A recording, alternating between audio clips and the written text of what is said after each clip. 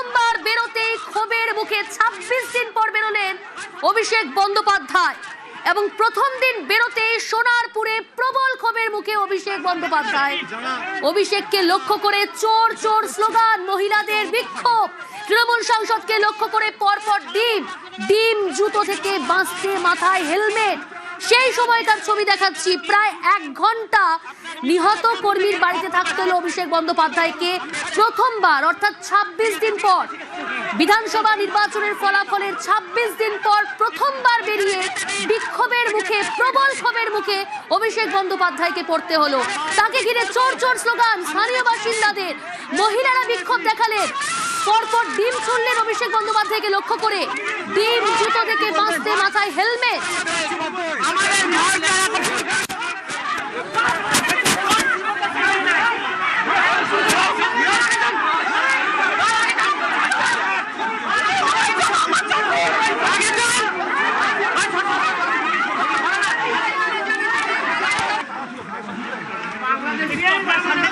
যারা এসব করছে এটা হওয়ার কথা নেই।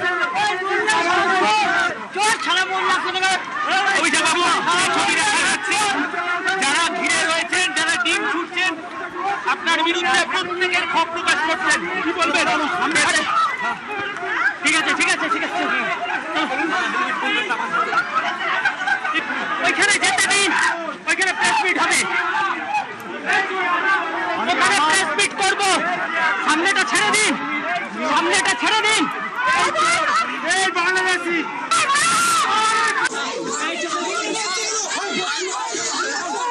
সেই সময়কার ছবি দেখাচ্ছি আপনাদের, যখন অভিষেক বন্দ্যোপাধ্যায় সোনারপুরে এলেন প্রবল ক্ষোভের মুখে পড়তে হলো তাকে। মহিলারা চোর চোর স্লোগান দিলেন, স্থানীয় বাসিন্দারা পরপর ডিম ছুড়লেন অভিষেককে লক্ষ্য করে।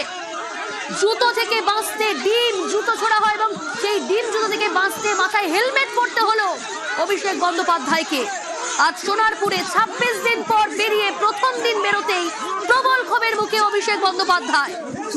সেই সময়কার ছবি দেখাচ্ছি আপনাদের, যখন অভিষেক বন্দ্যোপাধ্যায় এলেন সোনারপুরে।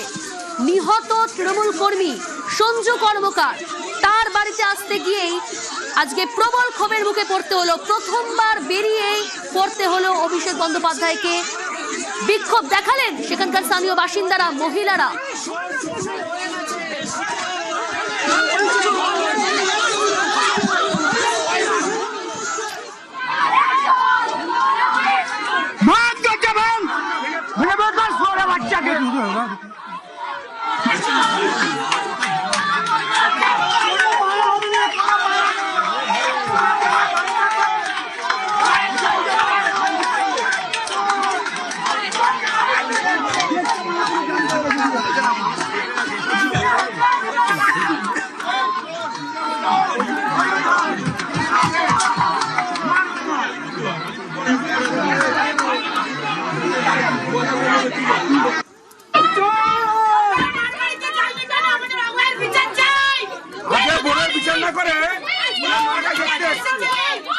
আগে বাংলার মেয়েদের বিচার করো, যারা চাকরি আলাদা তাই চাকরিটা করি দেয়, সেগুলো তো বিচার হবে। এখানে সন্ত্রাস চড়াতে এসছো, সন্ত্রাস সব বন্ধ হয়ে যাবে।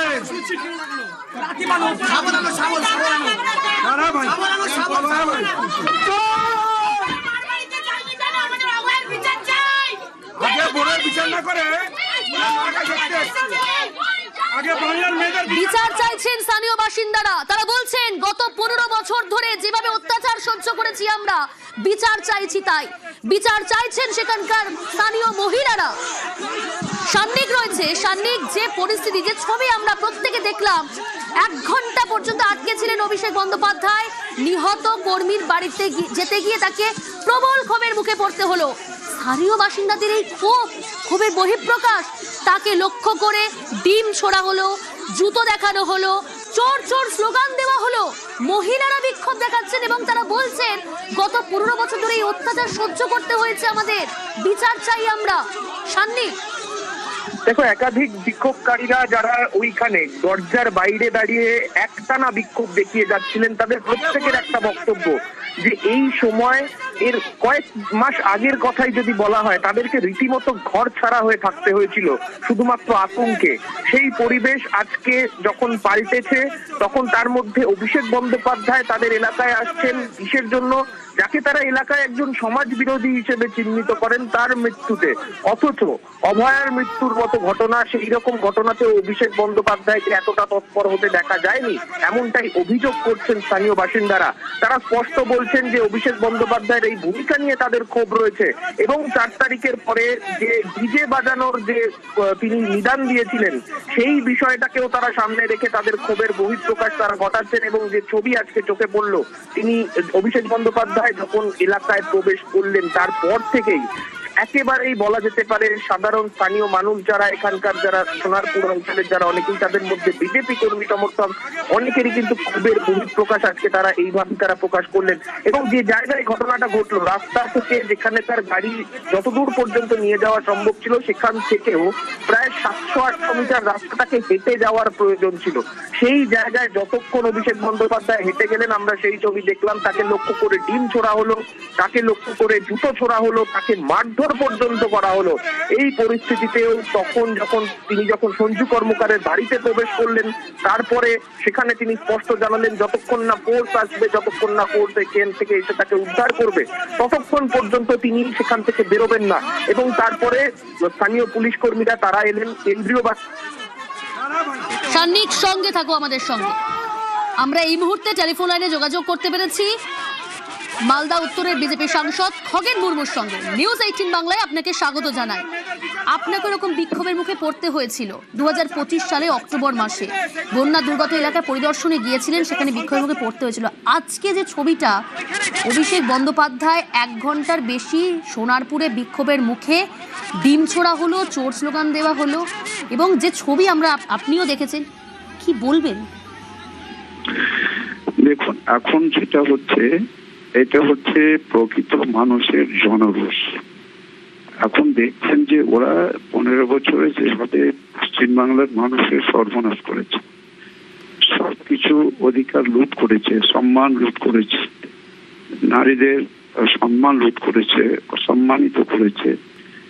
আমাদের বাংলার সব মানুষ, তারা কেন্দ্রীয় সরকারি প্রকল্প এবং তাদের স্বাধীনতা সমস্ত কিছু, সবকিছুতে তারা লুট করেছিল।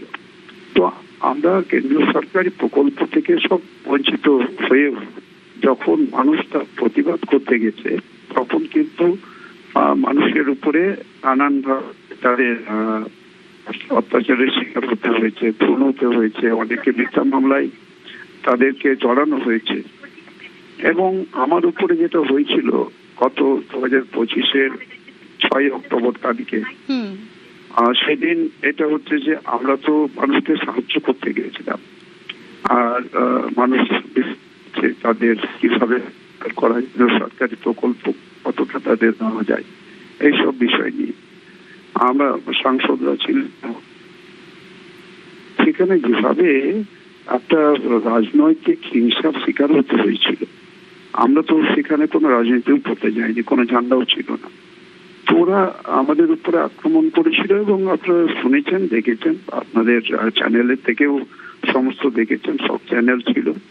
এবং ওরা সরাসরি বলেছে এটা হচ্ছে এখানে বিজেপির কোনো জায়গা নেই, এখানে তৃণমূল কংগ্রেসের সব আছে, তৃণমূলেরাই থাকবে, বাকিরা আপনারা সব চলে যান, আপনারা সব হচ্ছেন বিজেপি থেকে যারা এসছেন সব, আমরা সব দিদির লোক। আমরা চলে যাওয়ার মুখে তারপরে আমাদের পেছনে ধাওয়া করেছে, গাড়িতে ওঠার পরে কাঁচ ভেঙেছে, তারপরে পাথর ছুঁড়ে আক্রান্ত হতে হয়েছে, আমার রক্ত ঝরেছে। আমার তো প্রায় হচ্ছে যে সেদিন হচ্ছে মৃত্যুর শয্যা থেকে বেঁচে এসেছে। যদি দরজা খুলে দিতে পারতো তাহলে তো আমাকে টেনে ধরে থেতলে মারতো, এবং আমাকে এবং শঙ্কর মাননীয় বিধায়ক।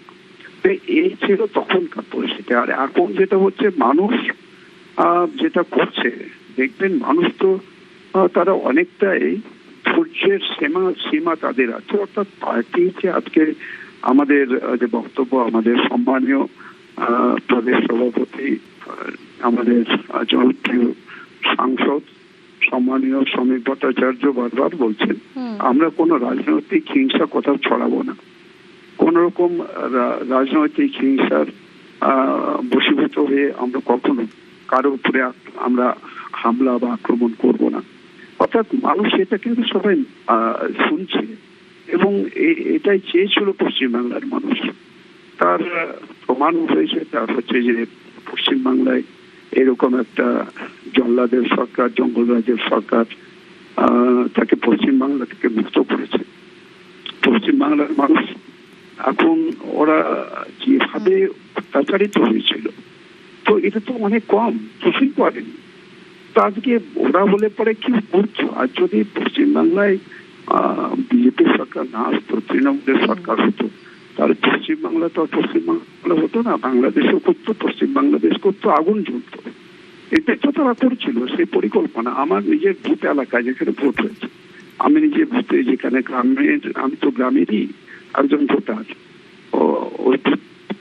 ওরা সব হচ্ছে লাঠি কেটে কেটে রেডি করে রেখেছিল, কয়েকজনকে পেটদের লোকজনকে কর্তাদের, এরকম সব জায়গাতেই ছিল। এই ছিল ওদের। আজকে কি আজ হচ্ছে যে আমরা বলি না যে সে ঈদ শুনলে তো পাটকেল খেতে হয়, কিন্তু এটা তো হয় না। তাও এটা কিছুই করেনি, কিছুই হয়নি। আমি সেজন্য বলতে চাইছি এদের শিক্ষা পাওয়া উচিত। যে অহংকার দম্ভ আজকে কোথায়? এত অহংকার ছিল, এত দম্ভ ছিল, এত তাদের মানে কি বলবো যে অহংকারে তারা হচ্ছে যে একেবারে পরিপূর্ণ ছিল। তো আর সেগুলো সব চূর্ণ বিচূর্ণ হয়ে গেছে। মানুষ জনতা জনার্দন, মানুষ সবই করতে পারে, মানুষের উপরে বিশ্বাস রাখা উচিত, মানুষকে সম্মান দিতে তারা যেন শেখে, সেখান থেকে সম্মান দেওয়া উচিত। একেবারে ধন্যবাদ। ধন্যবাদ।